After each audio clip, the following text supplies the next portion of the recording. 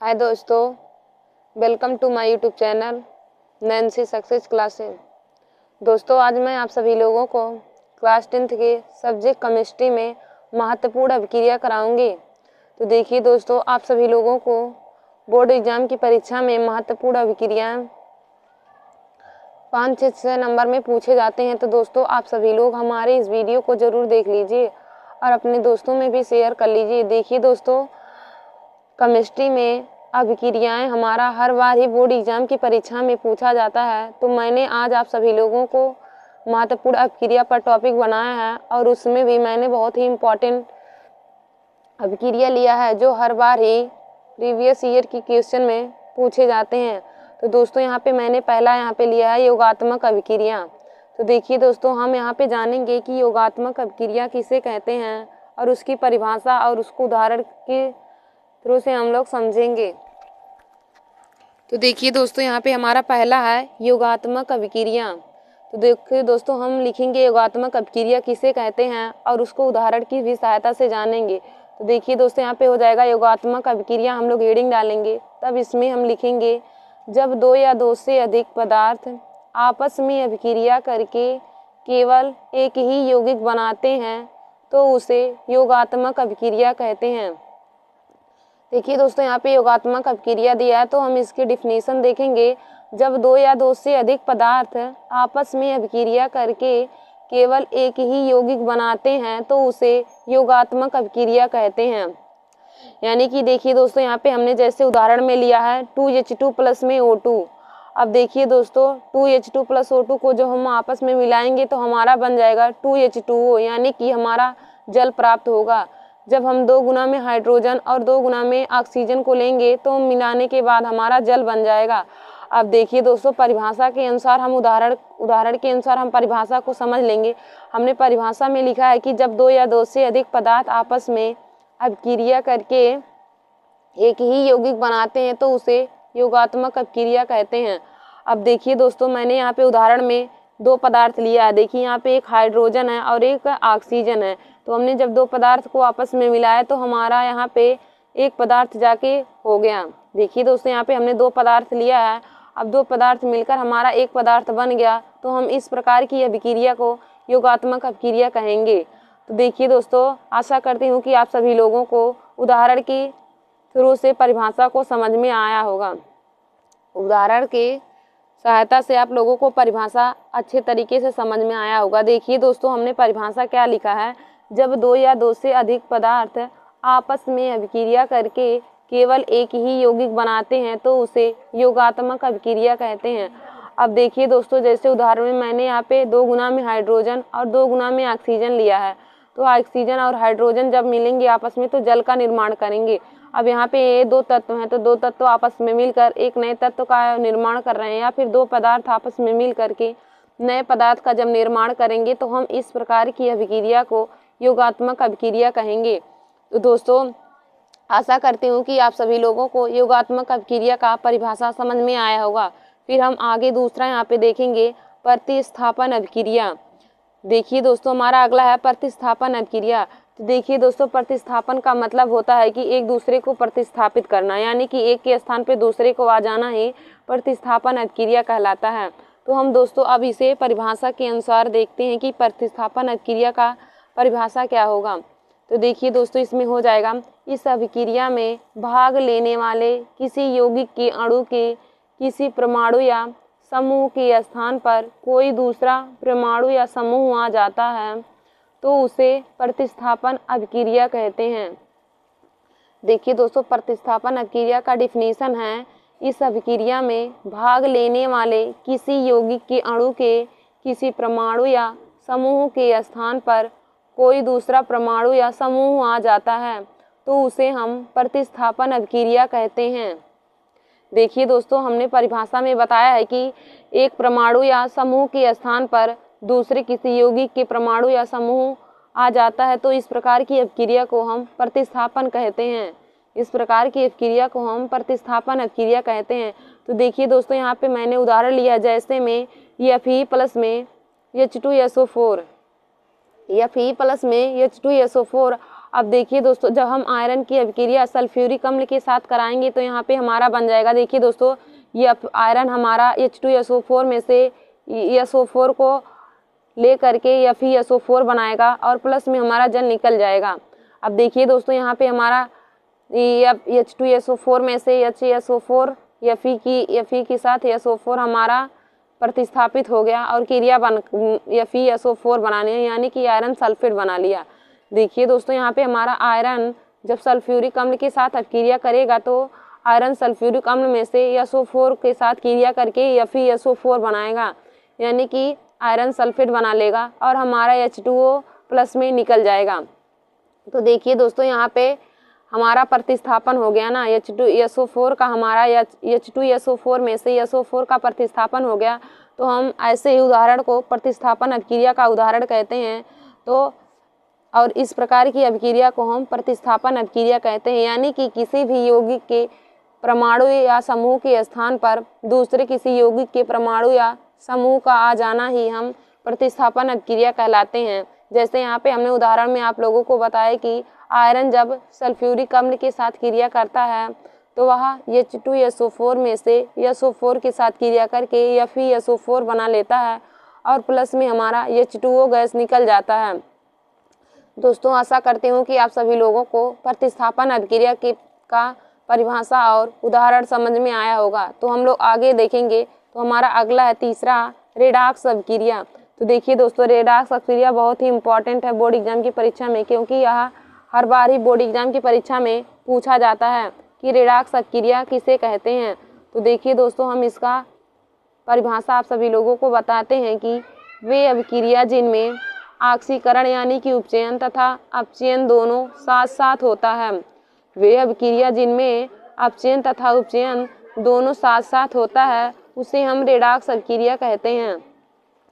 देखिए दोस्तों, रेडॉक्स अभिक्रिया का डिफिनीशन है, वे अभिक्रिया जिनमें अपचयन तथा उपचयन दोनों साथ साथ होता है तो ऐसी अभिक्रिया को हम रेडॉक्स अभिक्रिया कहते हैं। देखिए दोस्तों, वे अभिक्रिया जिनमें अपचयन तथा उपचयन दोनों साथ साथ होता है तो ऐसी अभिक्रिया को हम रेडॉक्स अभिक्रिया कहते हैं।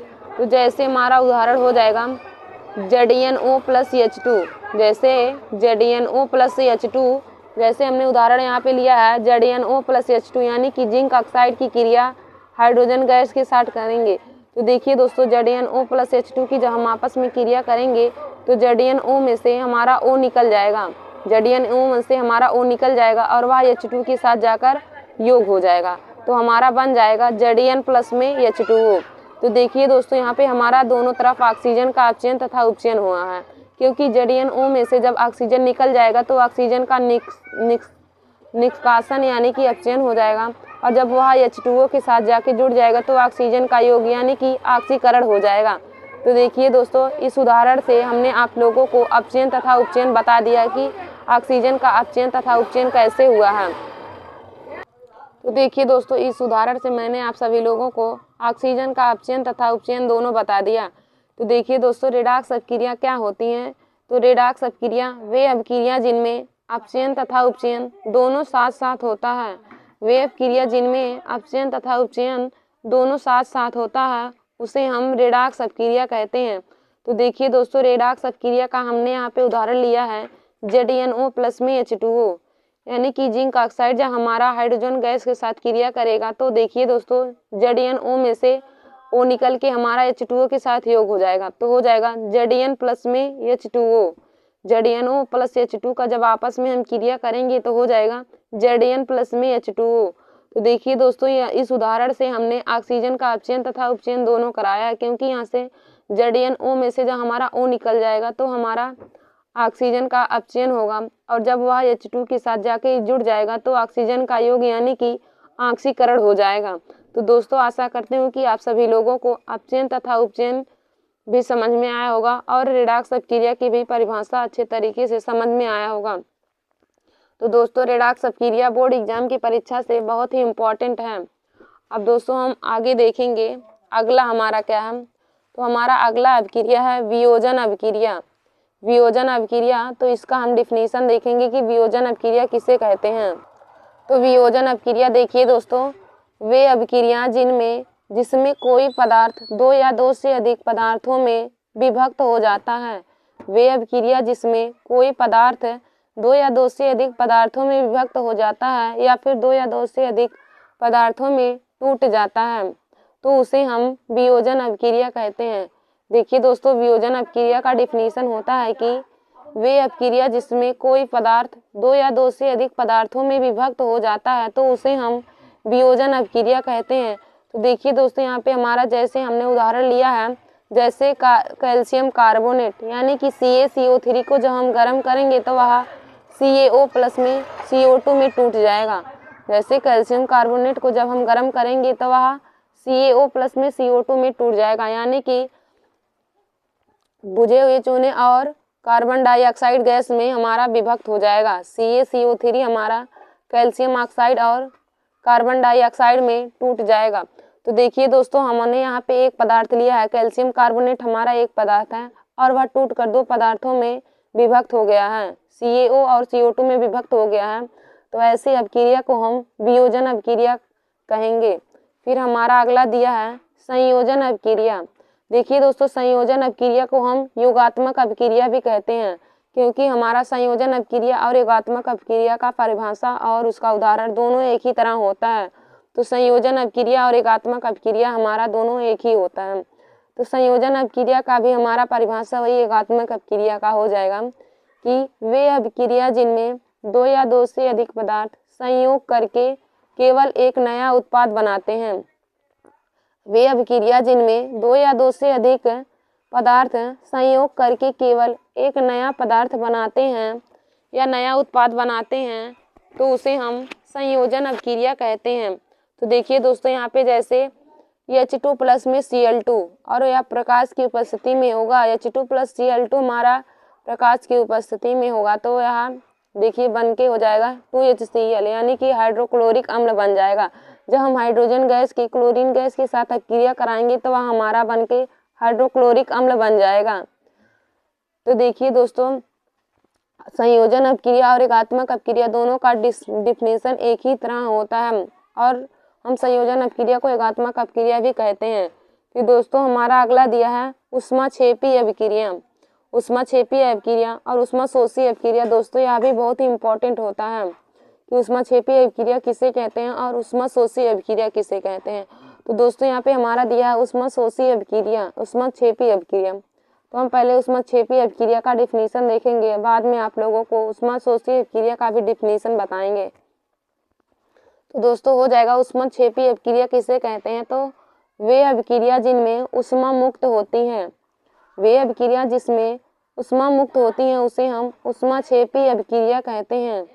ऊष्माक्षेपी अभिक्रिया दोस्तों देखिए, वे अभिक्रिया जिनमें ऊष्मा मुक्त होती हैं उसे ऊष्माक्षेपी अभिक्रिया कहते हैं। जैसे यहाँ पे C+O2 तो यह टूटकर हमारा कार्बन डाइऑक्साइड में हो जाएगा। C+O2 तो हमारा CO2 हो जाएगा और प्लस में 94.3 कैलोरी ऊष्मा हमारा मुक्त होगा।